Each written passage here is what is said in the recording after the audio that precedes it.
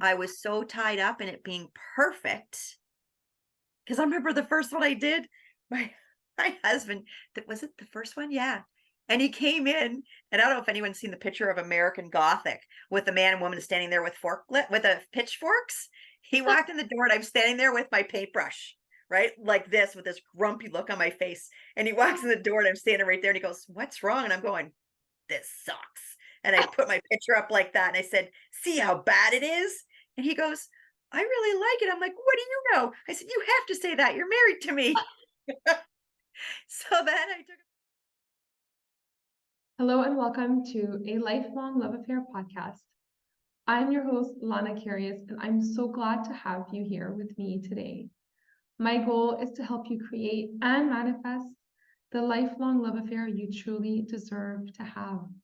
No matter where you are in your love journey, you are in the right place. In today's episode, we have Judy O'Leary. Judy is an author and illustrator of the book Twig's Christmas Adventure. She'll be sharing with us her book journey and how she and her husband created their lifelong love affair. Let's get started. Hi, Judy. Hi, how are you, Lana? Good. How are you? Welcome to the podcast. I'm so excited to have you over. Oh, I'm really excited to be here. Thank you so much. Yeah, my pleasure. So I would love to introduce you to everybody listening to the podcast. Why don't you tell us a little bit about yourself, your background, your journey? Sure. So I live here in Nova Scotia on the east coast of Canada. I was born here in Nova Scotia, actually in Cape Breton. And however, my formative years were spent in New Brunswick. That's the province that's just north of Nova Scotia.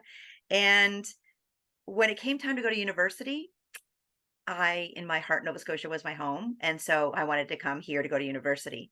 I have 2 degrees, one in psychology and with a minor in sociology, and also a commerce degree with a minor in marketing. And I didn't do any of those. I ended up in sales for a bit after college and then spent most of my working career with the local utility. You can see the picture up there is Um, a painting that my stepmother did of my husband climbing a pole because I married a lineman. So, yeah, so we both actually worked for the power company. I was 28 years and I had a career before that. And so I was at Nova Scotia Power for 28 years, retired uh, year and a half ago, and he was there 41 years and retired 2 years ago. Um, we live we lived in the city in Halifax, which is the capital of Nova Scotia, and we had bought this property where I'm at now 18 years ago based on my husband's intuition. We came to look at it as on a lark and not really intending to buy a cottage. And we got here and he's like, "I have to have this property." I'm like, "Oh, okay. Well, you don't have the money." um, so long story short, we did obtain it.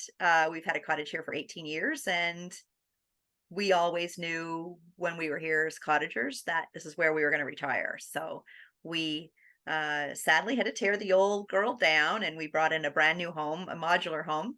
And so now we have this lovely little house on a rise that overlooks this beautiful lake. And I get to wake up looking at the lake every day, living my best life. ah, that must be beautiful. Do you get to see like the sunset and the sunrise with that too? Well, sadly, it's on these two ends and I face that way. But I Oh, get to see the beautiful color of the colors of the sky and the reflection okay. on the lake of the sunset. So it's and we have a boat, so it's we can go out and have a sunset cruise and we have a fire pit and it's a very heavily treed area. It's actually where we are is a nature reserve actually. They're preserving it as a nature reserve. So you're not allowed to do a lot of cutting and there's a lot of restrictions around development out here. So which is nice. That's fine. Yeah. Yeah, it's beautiful. I mean, you are in nature now. Like you Yeah. have the trees everywhere. Do you go hiking as well? To get I go walking. There's our cottage road.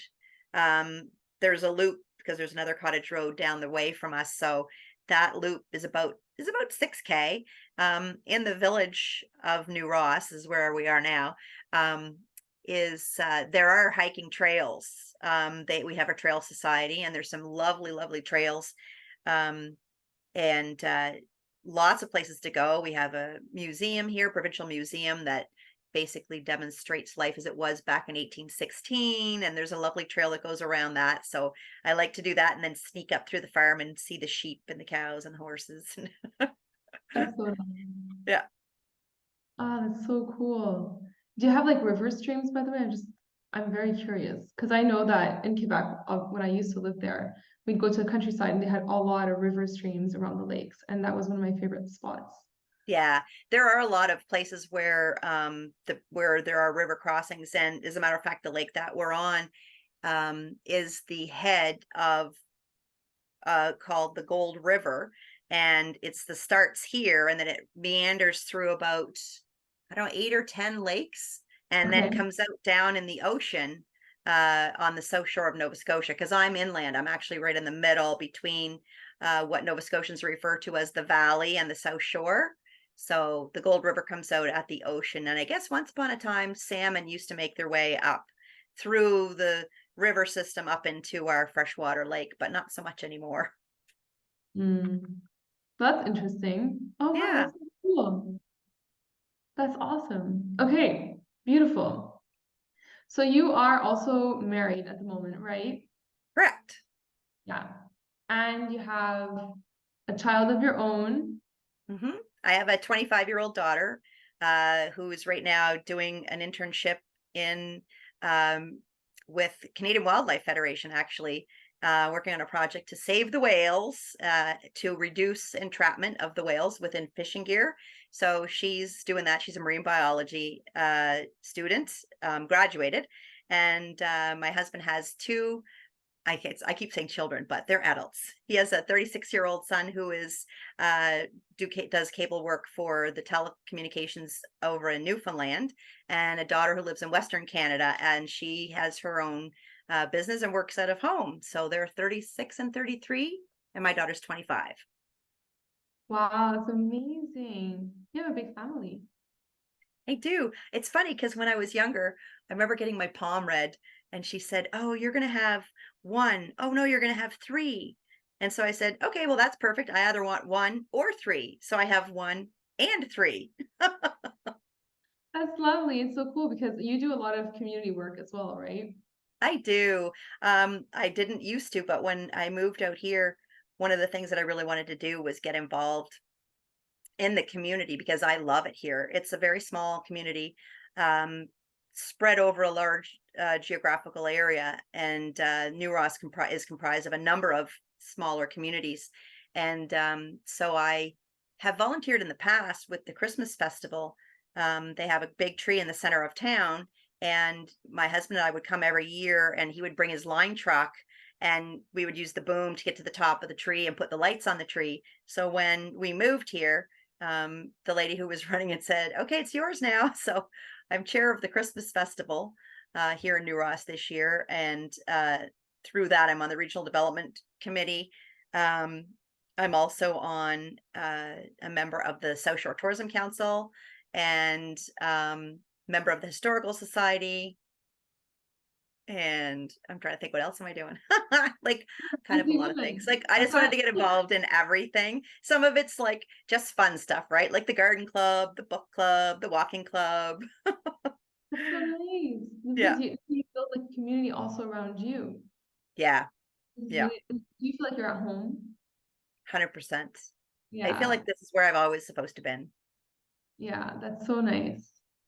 I mean, one of the things I love about you, and whenever we talk, I just know like my life will never end because even when you retire, even when you Yeah. have kids, even when you move, there's always a new chapter for you. And you take it on board every single time, like 100%. You just go full out.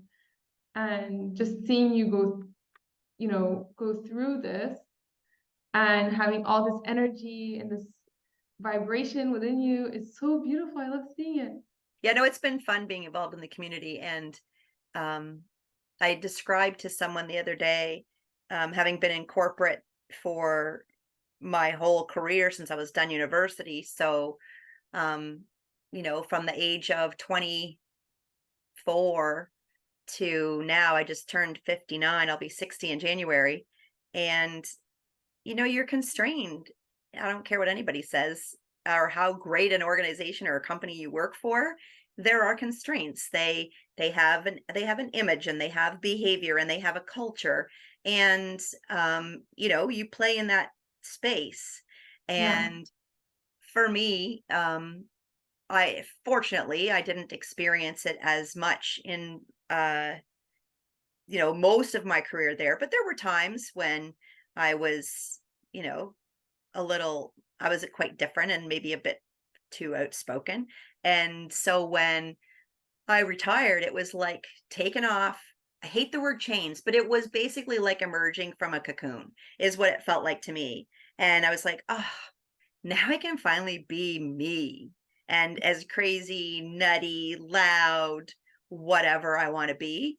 And that was so liberating to be able to do that and just go, I can do whatever I want.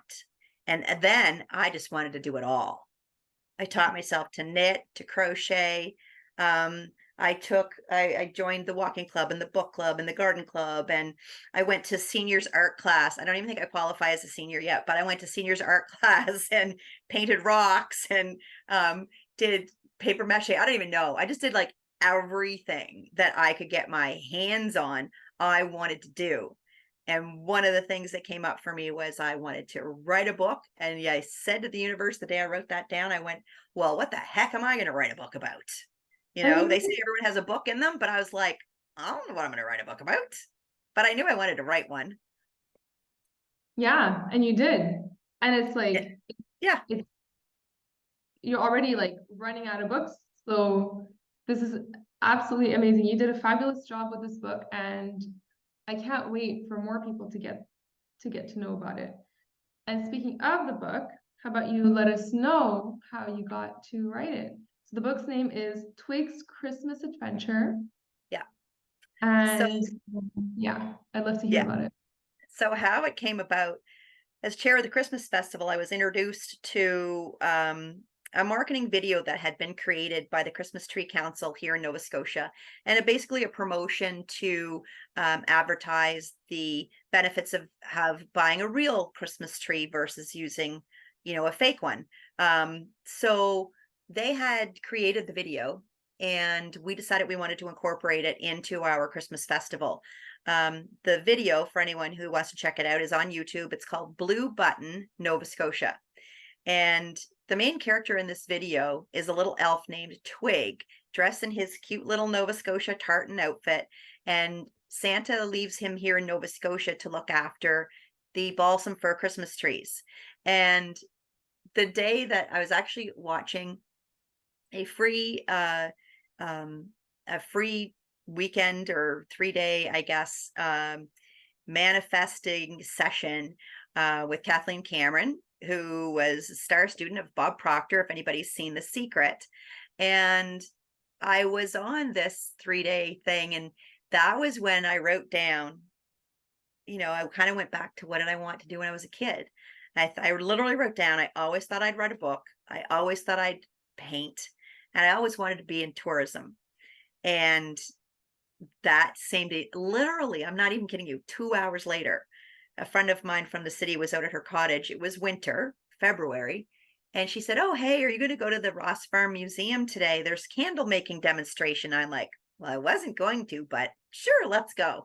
So I told her about this video and how we were going to incorporate the character and the video into our Christmas festival. And she just didn't miss a beat, didn't even look at me. She just said, oh, you should write a book about Twig. And I'm like, what? And I'm like, okay. And then didn't really think anything more about it. I kind of stewed on it, got home after making candles, and which came in handy during the power outage because we did have a hurricane.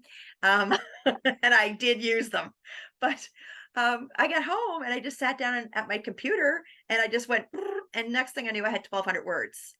And I didn't at the time have a thought about anything more than just getting it on paper and writing a story. It wasn't Mhm. about a book, it was writing the story. And then as things moved along, I thought, well, why can't I publish it? How do I publish it? And I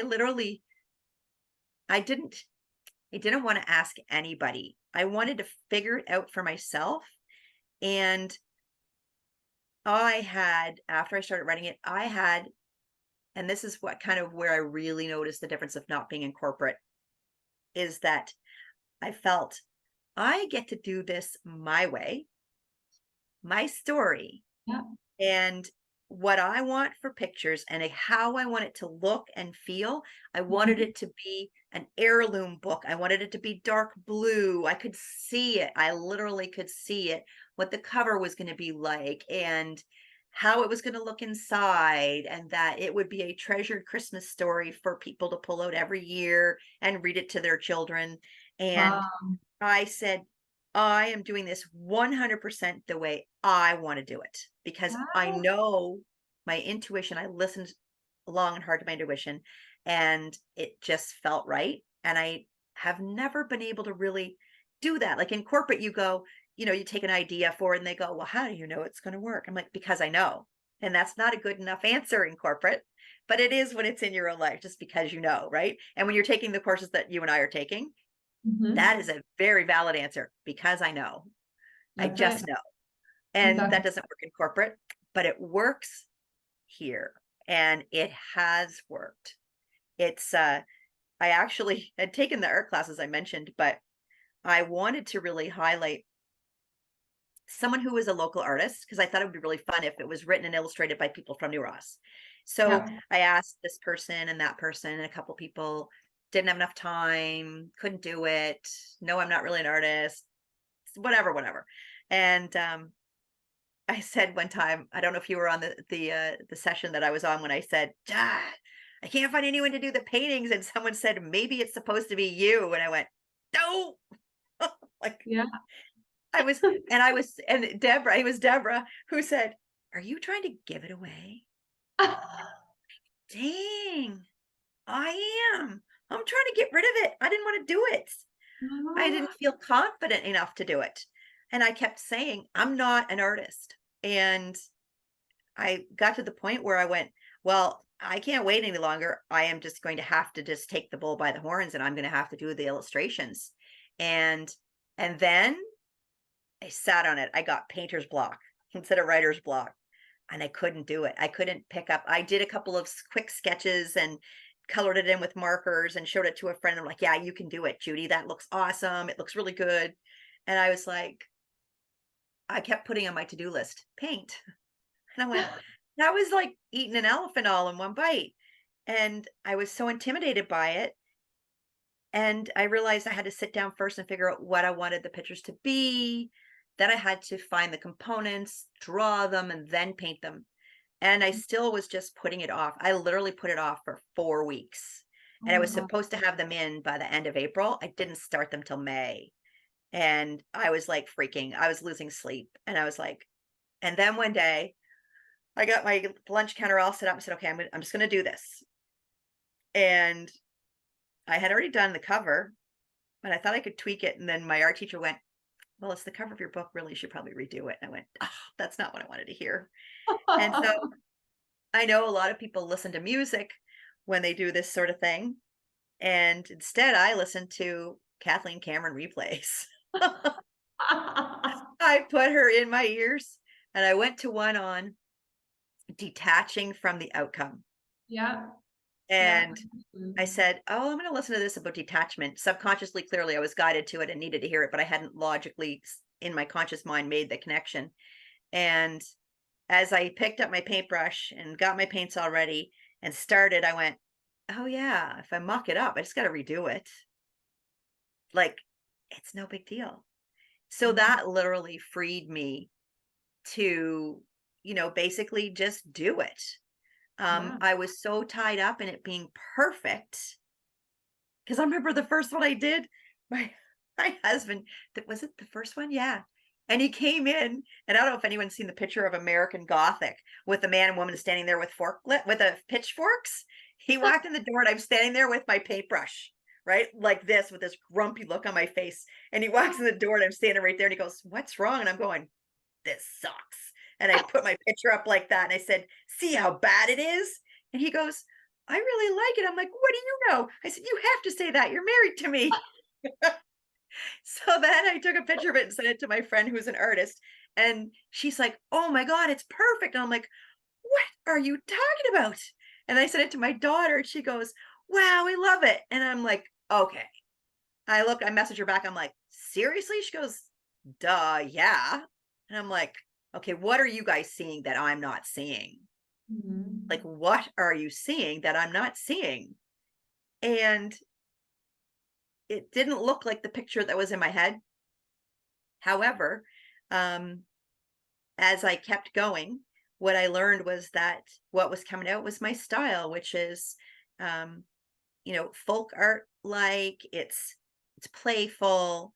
It's I didn't want to do like 3D and go all fancy. I wanted it to be simple and playful and colorful and bright and fun and spirited and have my anyone who's an artist, the people who in my life who are artists said, but no one else could have done it because your feeling is coming through the artwork. Oh, that's so beautiful. And I said, okay, I get that. And now I get that. I didn't get that then. Yeah, it takes some time, doesn't it? Sometimes like you're doing the work, you're really in on all the details and you're just trying to get through it, Yeah. trying to get everything right. And then you don't realize what you've created, and you don't realize the impact, and you don't realize the lessons, and you don't Yeah. understand I couldn't have given it to anybody. So Exactly. yeah. Exactly. And it's funny because after the friend that I first asked, who is an artist, she said, I knew it wasn't going to be me that did the artwork. And she said, I didn't know why. She said, but once you started doing it, and she gave me her art supplies.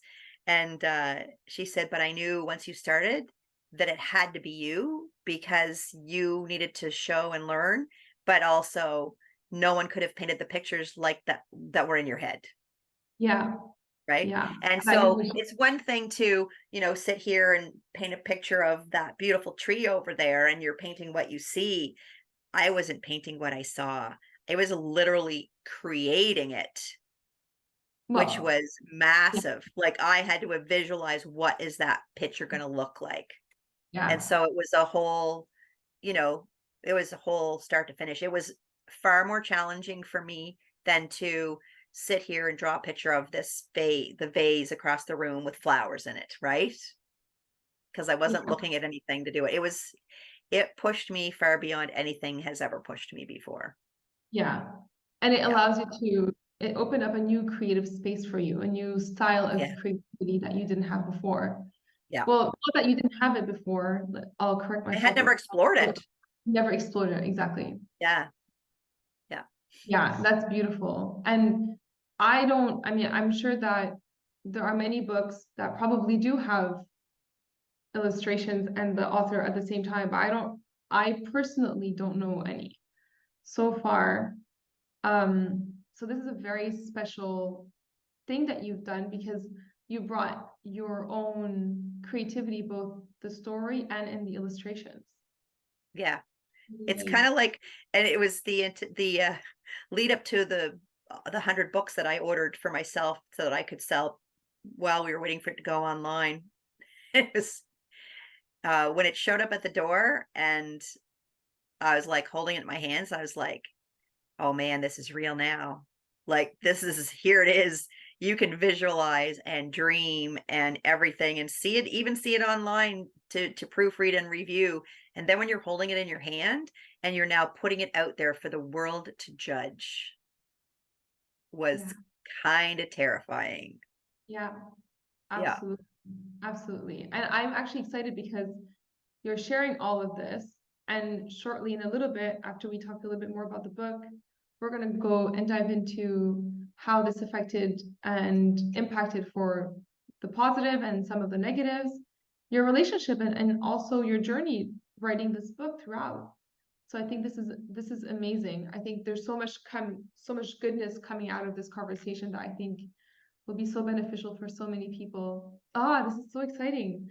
Okay, I want to continue a little bit more about the book. Yeah. So tell me do you have an age range for the book? Yeah. So, so from infants, infants, because children love to see bright colored pictures. It's I wrote it with the intention of it being read to a child by a parent, Okay. right? So your bedtime story, your Christmas story, it's also simple enough for for a new reader. So it's challenging enough and yet simple enough for a new reader. So I kind of have it set to go like up to age 9. But honestly, I had a lady buy it today for her granddaughter who's 15 because she's just loves Christmas.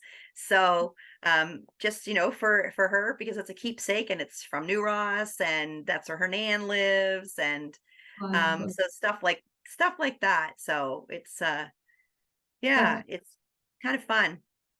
so basically there is no age for Christmas books. Well, Like, and that's the thing, right? If you're going to write a book, you can write a romance or a murder mystery. Those are very tight markets. Um, yeah. everyone's going to buy a children's Christmas book because everyone has a child, knows a child, or is a child at Yeah, heart, there you go. right? Absolutely. That's exactly it.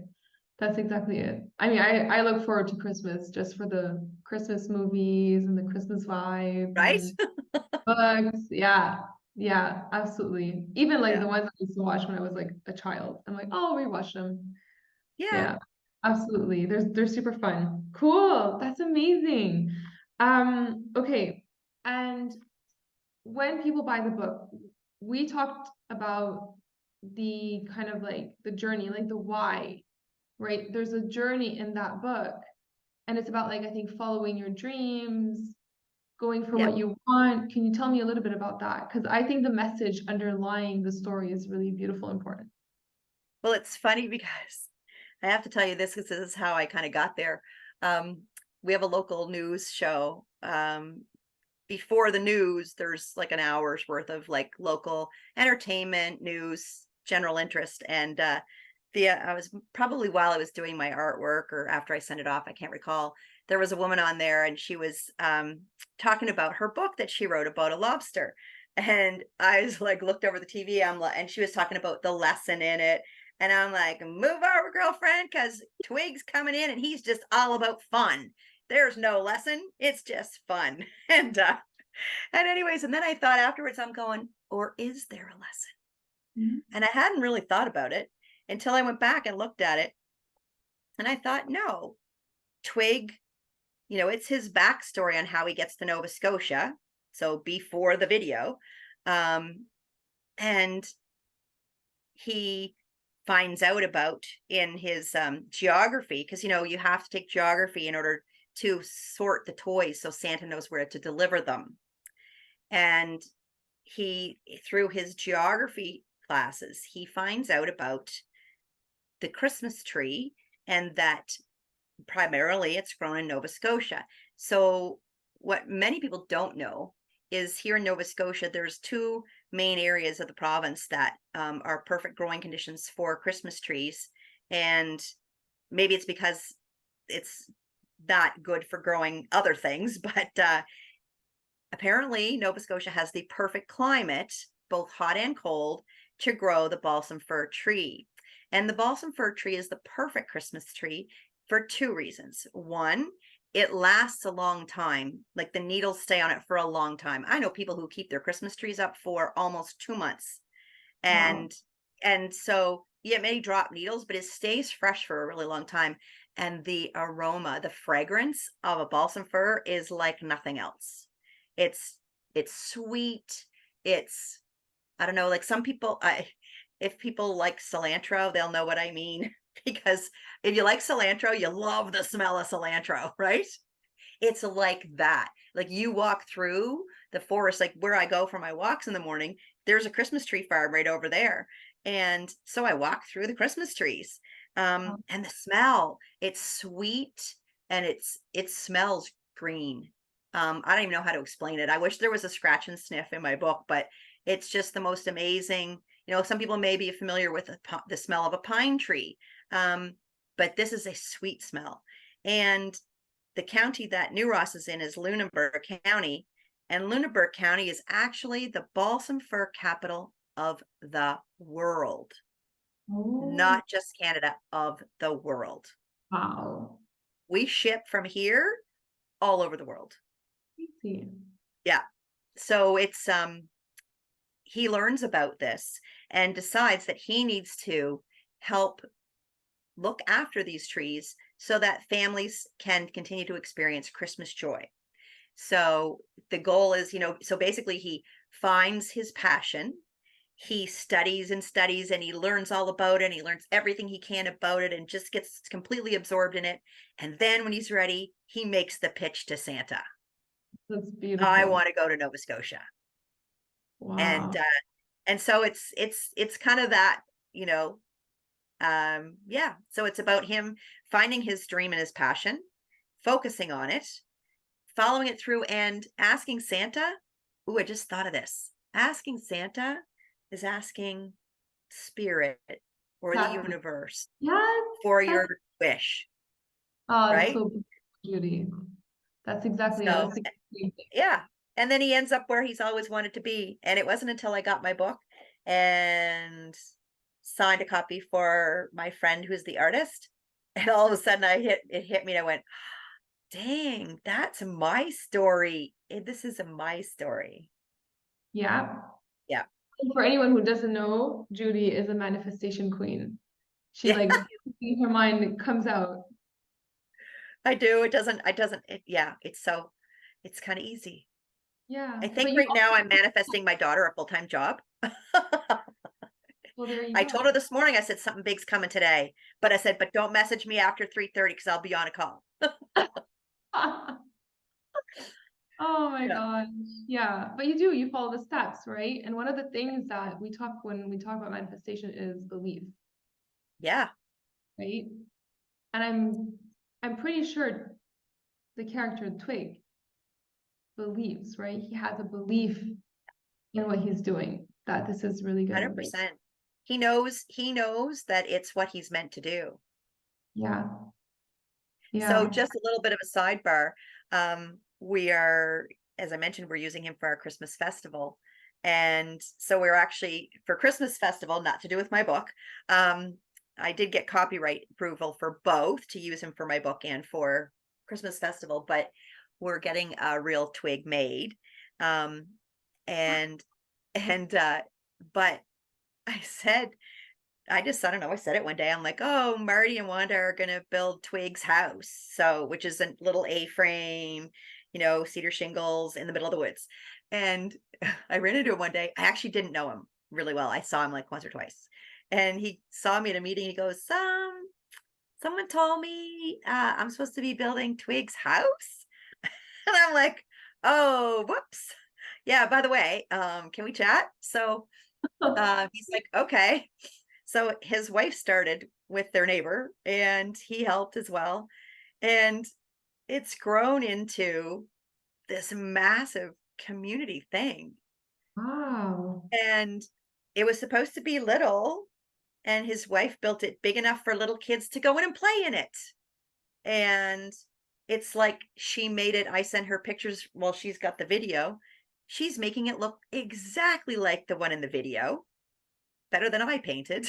And so when the costs started to increase, um, Marty and I had a conversation, and I'm like, well, let me see what I can do. I'll go back to Regional Development Society, see if I can get you some money.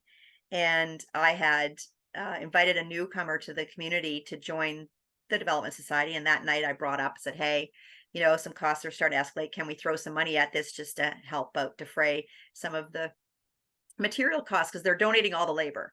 Yeah. And so the newcomer looks at me and says, how much money do you need?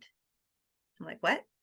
I said, well, $600. He said, I'll donate 400. I'm Oh, like, that's wait, what? amazing. So he donates 400, and then they go to the hardware store, the local hardware store, which had just been taken over by new ownership. And we find out the cedar shingles, they need 4 cases of cedar shingles at $70 a bundle Canadian.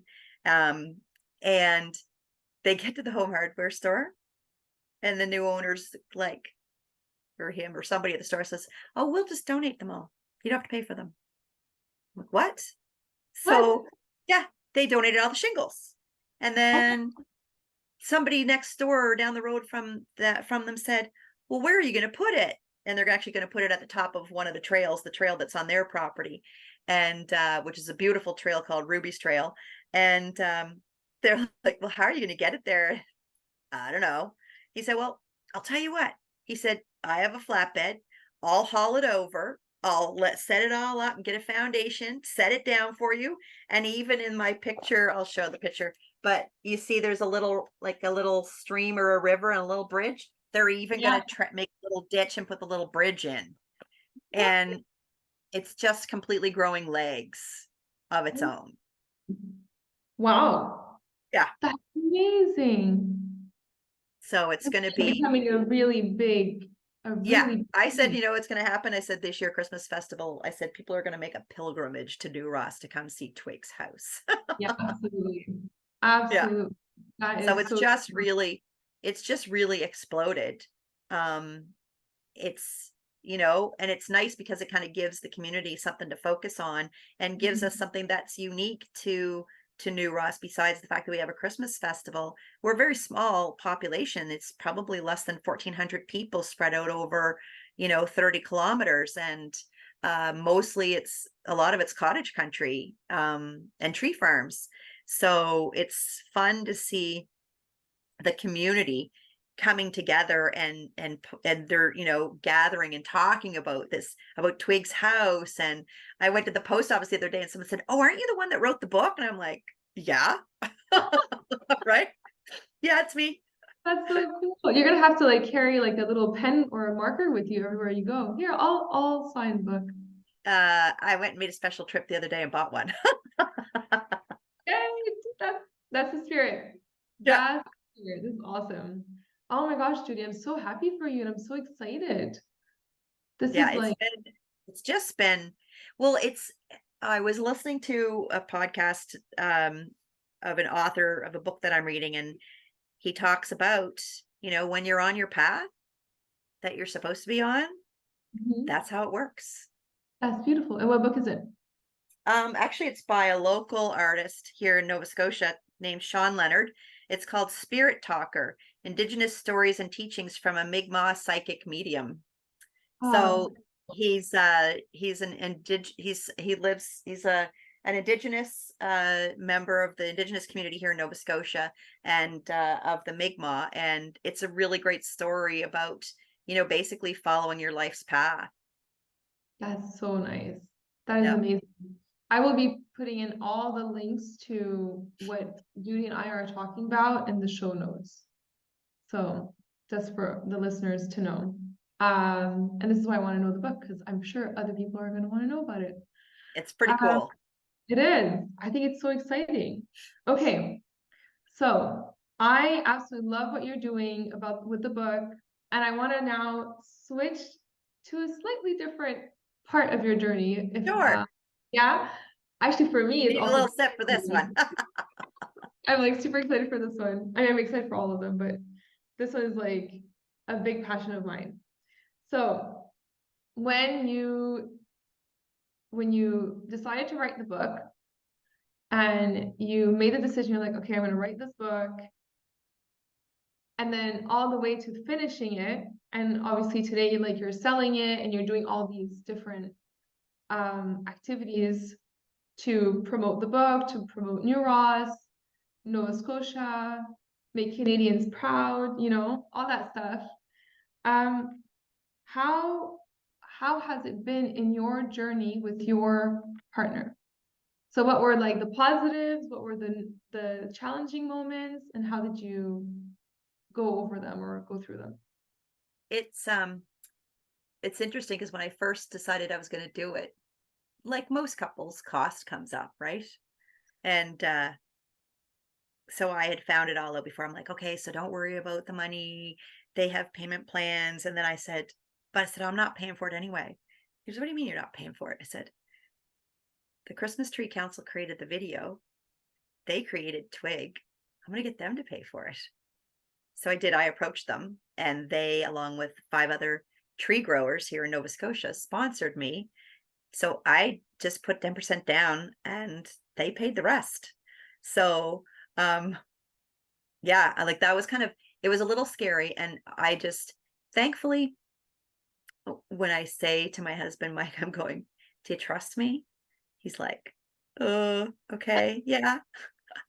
And I said, okay, I'm going to sign the contract and put 10% down, and then we'll worry about it afterwards. He's like, okay. And when I, it was like that for about a month or two, and I told him my idea, and he goes, all right. And I asked him at one point in time, I said, so, like, ye when I guess what bit really happened was I when I was challenged with my belief in Mhm. myself to do the artwork, to get this out there and have it published and all that sort of stuff. Um, he was there to tell me that he believed that I could do it, and he believed in me. He said, Mhm. well, you've always accomplished everything you put your mind to, and you always get what you want, you know? And so this is no different. And when I went to go present to the tree council, they had it was their, when it was, anyway, I think it was, I don't know if it was an AGM or what, whether it was a regular meeting. And they said, well, you can, come in by Zoom, because, you're in New Ross, and a lot of the tree growers in New Ross will be on Zoom because the meeting is like a 2-hour drive away. Yeah. And I like, no, I'm coming there. I'm like, I'm going to be in your face. And my husband's like, well, I'll go with you, and I'll drive you up, and so that I could kind of like mentally prepare. And um he's just so patient. God love him, because I think um I listened to, Kathleen Cameron podcasts, whatever. I don't even know, to try to get like in that headspace. And Yeah. but what I did do too, though, um I wrote what I wanted them to say. Like before I went, I wrote down exactly what I wanted them to say and what I wanted the decision to be. And I didn't get the decision before I left because they weren't going to vote on it till later in the day. And I was like, oh man, now I have to wait. But he's been so patient. But this is the first time I've ever done anything like this grand, on this grand a scale. Yeah. And like I said, he thought my paintings were great. And even when I got mad at myself and like, no, you don't really believe that. And, and he was still there. No, I think they're great. And I'm like, but I don't believe you. And so I borrowed his belief a lot. Um, and Nice. then I wanted to, because we're both retired, I didn't want to do this, by myself and make it just mine. So I jokingly call him my bookie. So I tried to, what I did was I said, okay, well, when I get my book and we want to take it around to books, I want to take it around to bookstores to get them to sell it on consignment. I said, let's make a Nova Scotia vacation out of it. And just, you go with me. We'll start off with our list, and we'll just go from here to here to here, and we'll get to see the whole province. Oh, And beautiful. then, of course, because it's a business expense, you know, income tax time, that goes as a write-off. And so once also a friend of mine who had advised that I change the title and put the word adventure in it, that opened up so many more possibilities of other adventures he could have. It also opened up a lot of fun opportunities for my husband and I to do things that we've never done before. Mhm. So, um, in the future, sneak peek, um, Twig may have an adventure whale watching. Wow. So I went with the quintessential Nova Scotia touristy type things. People think about Nova Scotia, they go whale watching, they go for a sail on our schooner, the Blue Nose, out of Lunenburg, and she's world famous. So I'm doing that next Friday, so that I Mhm. can do that as research. Um, and of course, the um, Boston tree. So the story behind that one is that each year, I think since the 70s, maybe they started doing it. A tree is chosen from a forest, one of the, forests, the Christmas tree forest in Nova Scotia, and it has to be big, like very, very, like massively big. Like I think it's 50 feet tall. So and not a pruned tree. Yeah. Um, and it's cut down and it's sent to Boston for their tree lighting in the Boston Common. And it is a thank you gift because in 1917, after I think my dates, I'm not a history major here, but it was during or towards the end of World War I, Mhm. and Halifax was a major naval port and supply ships coming in and out, and our navy is located there, in this region, and there were two ships. There was a munitions ship and a supply ship, and they got their signals crossed and they collided at the Narrows. We have a harbor here that's the second deepest in the world after Sydney, Australia. And they collided in the Narrows. So we have a big basin and then the Narrows, and then it widens out into the Atlantic Ocean. And they collided, and they it basically decimated the north end of our city. And it was winter. And so there were thousands of people without homes. I feel like it was 9,000. It was just horrible. They'd know where to put them. There was so many, and then we had a snowstorm, like that's the next day.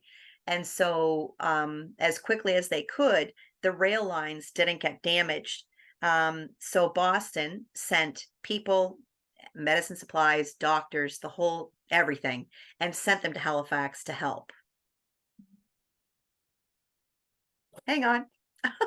And so every year, Nova Yeah. Scotia says thank you, and they have a big, huge tree lighting celebration in Boston, and they light the Nova Scotia Christmas tree. So that's on Twig's list this year, That's to go to amazing. Boston and see that. That's amazing. And Yeah, I could see like you know, how emotional it is for you because it's a very impactful and important part of your yeah, life. yeah. It just basically it's the history, they Yeah. talk about, it's the main things that, you think about, and when you think about the war, there's D-Day, there's Hiroshima, terrible things that have happened. And then for us, you know, the Yeah. Halifax explosion. So Yeah. anybody Google it, it's quite a story. Yeah. Yeah. I mean, I will definitely add that also in the Yeah. show notes for people to read about it. Because it's I mean, I think you're actually doing everything that you wanted today, even on the podcast. Yeah. Tourism, book, Yeah. history, sharing your story, and this is like it's amazing.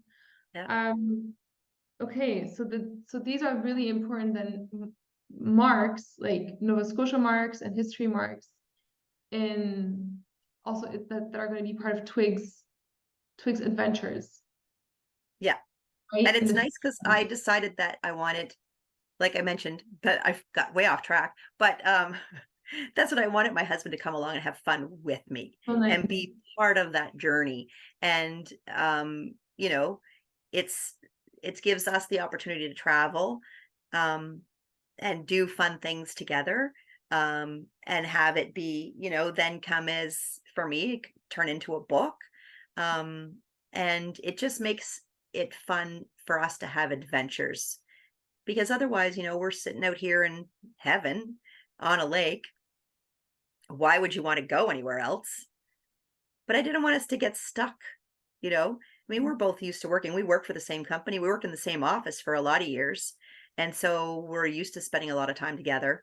And now it's like 24/7, except when I pop out to this committee meeting or that committee meeting. And, you want to keep engaging in interesting things. And we both love this province. And so promoting my book gives us the opportunity to see our province, Yeah, and see it together, absolutely. and just have fun and enjoy it, and do experiences. And something that we didn't have time for before. We were always, the only time we had free time, we'd always come to the cottage. Well, now that we're here all the time, we get to go do other things. Yeah, exactly. And what is like one of the things that you love the most about your husband? So you talked about Someone painting. said to him, somebody said to him the other day, they're like going, they just said, like, they looked at him and go, really? Like, she's like here, there. But he said, he summed it up. He goes, I just let her go. Oh, that's Yeah, amazing. he said, I just let her go, do her thing. And he's always there. He's so supportive that way. Like, there's nothing that I've wanted to do that he's said, no, I don't think you should do it, or, you know, or anything like that. I mean, well, I don't even know where I put it. I put it somewhere else. I decided to teach myself how to knit. And so I made some simple things, and then I decided to take on the most complicated sweater pattern. It's an Aran knit sweater, Irish Aran sweater, and there's like 4 patterns all the way across. There's honeycombs and there's crisscrosses, and it's on all the front, the back, the sides, everything. And I finished it, and then I found out that the our upcoming New Ross Fair, they take entries like, really, an adult sweater. So there's plain and there's bulky with a pattern. And I said, gosh darn it, I'm going to enter it into the New Ross Fair and see if I can win a blue ribbon for my sweater. That's so And cool. so it was, yeah, it was fun. Why not? And I said, who cares if I don't get a blue ribbon? I don't care. I just want to see, you know, maybe I might be the only one. I don't even know. But apparently you can sell them there too. Like, so I'm gonna put a price on it. And if I sell it, I sell it. And so, I'll manifest that too. Yeah, of course you will. But that's Yeah. beautiful because when we talked about like when you talk about your husband, one of the things, so there's patience, he believes in you, Yeah. he lets you be who you really are, Yeah. right? He allows and he supports you. Those are very beautiful qualities for a husband to have. And And I'm not saying that I didn't probably appreciate or understand how much of that there was, because I know that when I started this, and even the course that you and I are taking together, yeah, um, there was the fear, and I know mhm, this was expressed the other day, the fear of potentially outgrowing or yeah, drifting away, and growing away from your spouse or partner yeah, or whoever's in your family or even your friends. Um, and I'm not gonna lie, that was definitely a fear. And so what I did was I started to involve him in my dream making, you that's know? mm, And so doing that, saying things like, if you could do a trip, where would you go? Um, what parts of the province do you really like to see? What type of experiences? And so we just started then dreaming together. And then he's used to me. I'll just be like, hey, let's go here. And he'll be like, okay. And but this time I wanted him to dream with me and help me paint that picture. yeah, And so it's doing it that way has yeah. made all the difference in the world. That's so beautiful. And I love the fact that you mentioned that because it is definitely a fear that once Yeah. you start working on yourself, whether you're a man or a woman, now we have a lot of women in common. So this is obviously the what we're experiencing. But in general, it's hard because it's scary. Like, what if I change and then Yeah. my husband or partner or girlfriend or wife doesn't? What then happens?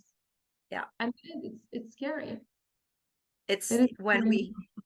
we had the conversation around that at some point in time, and was interesting because what he reflected back to me was that even though, I'm doing this work on, you know finding out my true self, exploring that and exploring what I want to do, and manifesting it, he said, but you've always been able to do that. You just didn't realize you were doing it. Wow. And then I went, oh, and I said, wait a minute, you have too, because it Mhm. was him that chose this location when we got our cottage. It was him that said, I Oh, have to have this place. And I said, shut up. We don't have any money. Like, we didn't have any money to buy it. And we were just out looking. And he said, no, he looked at the real estate agent. I'm like, we're playing. Like, we were bored. We were like not looking for a cottage for real. We were just bored in the summer and it was hot. And we said, let's go play, look at cottages, right? And it and then was he not, manifested it. yeah. Oh, but it just even better than that. What happened was we looked at it. We decided this was the one. I said, well, if you feel really strongly about this one, I don't feel any stronger about any of the other ones. So, okay, let's start thinking about this one. We came back and saw it formally a second time. And then a third time we came, I don't know how we knew there was not going to be anybody here. We literally got here and we drove down the driveway and there were no cars here.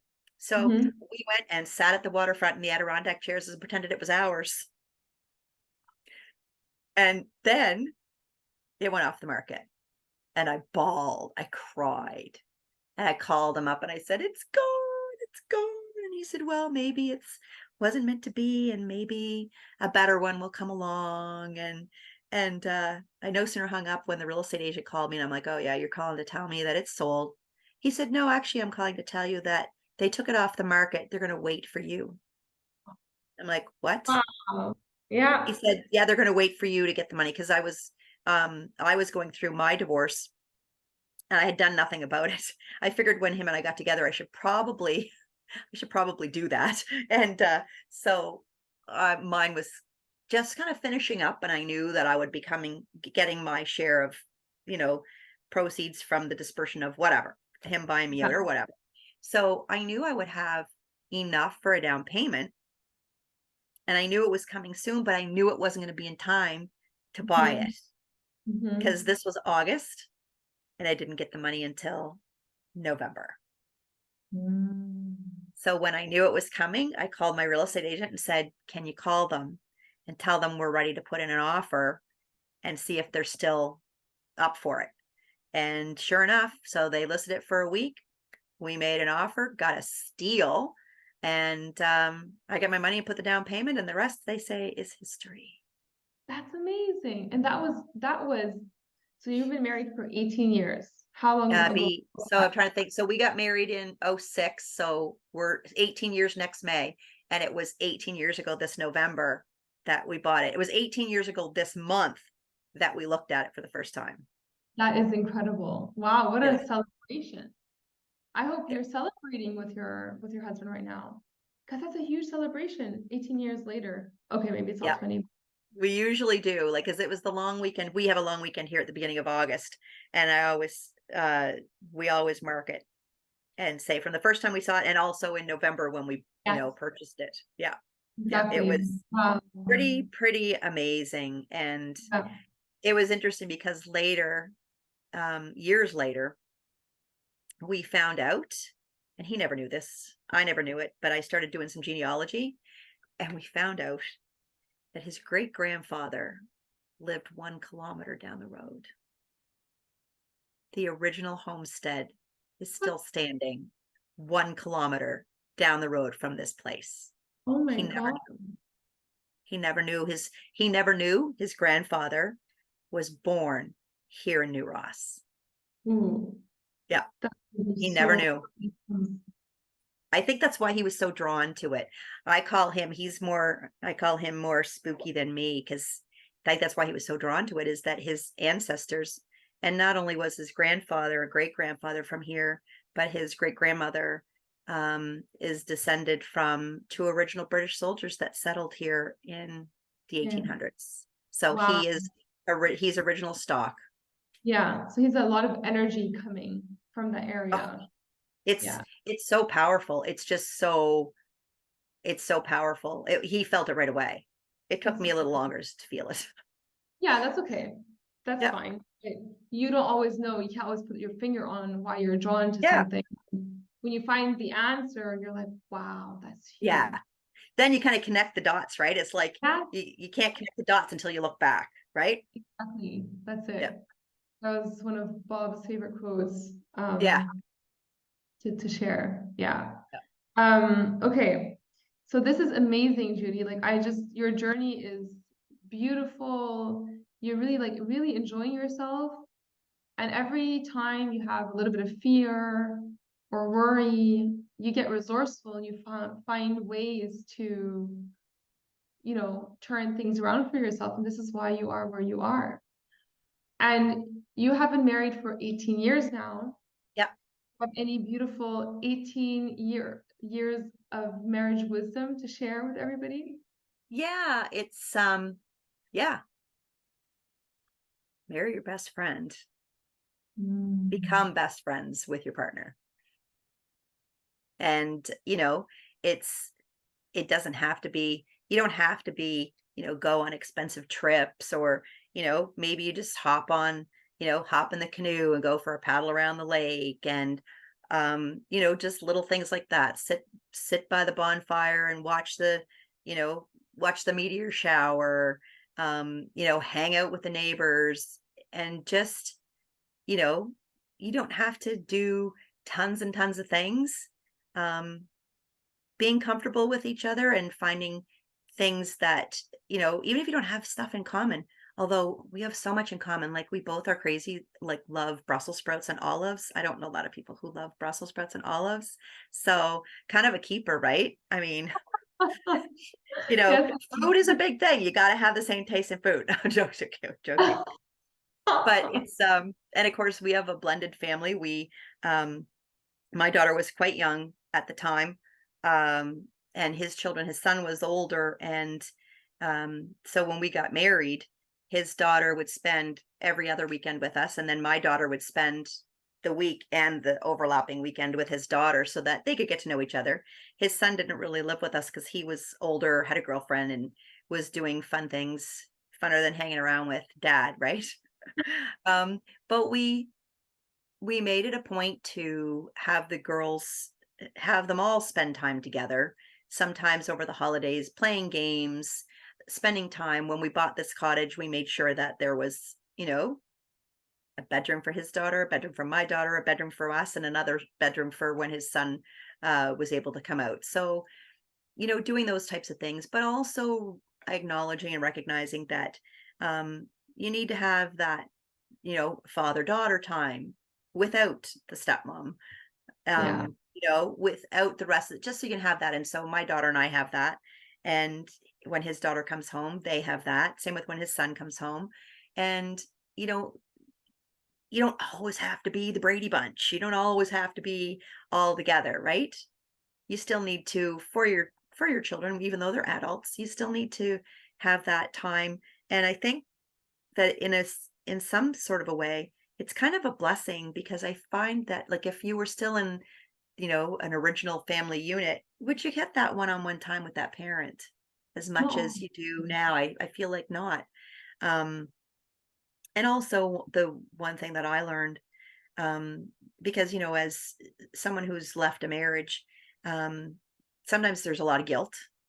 Yeah. And my daughter was just like I literally left 3 weeks before her 5th birthday, so she turned 5 3 weeks later, and so y'all always wonder, um, and then it even going through this material that you and I are going through, I had an epiphany the other day. I went, like they say in the plane, when you're on a plane, if there's turbulence, if anything happens and the oxygen masks pop down, put the oxygen on yourself first and then help anybody who's with you.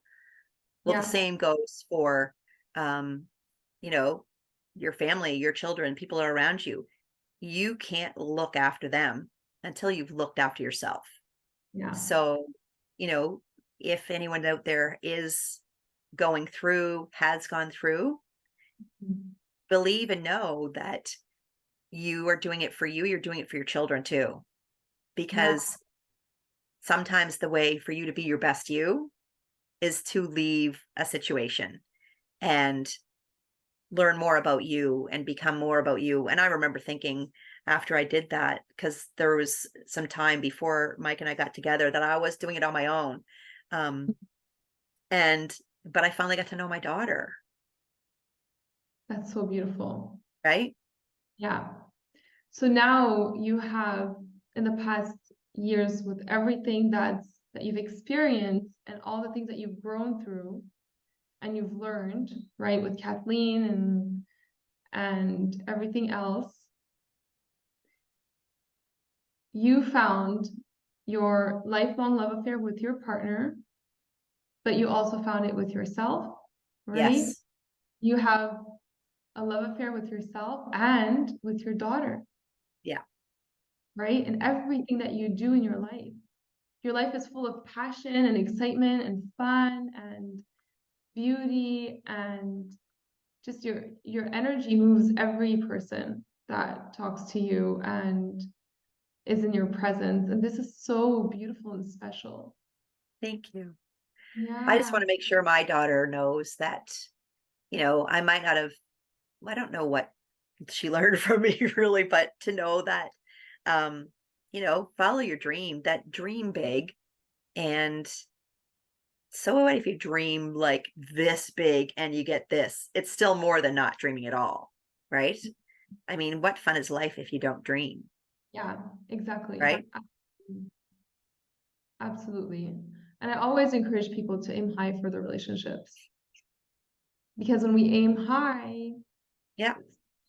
sometimes, you know, it does lead to separation and a new chapter, but then you've got the ripple effect that once you start understanding who you really are and you aim for a higher lifestyle and higher standards and you dream big, you're gonna get what you ask for.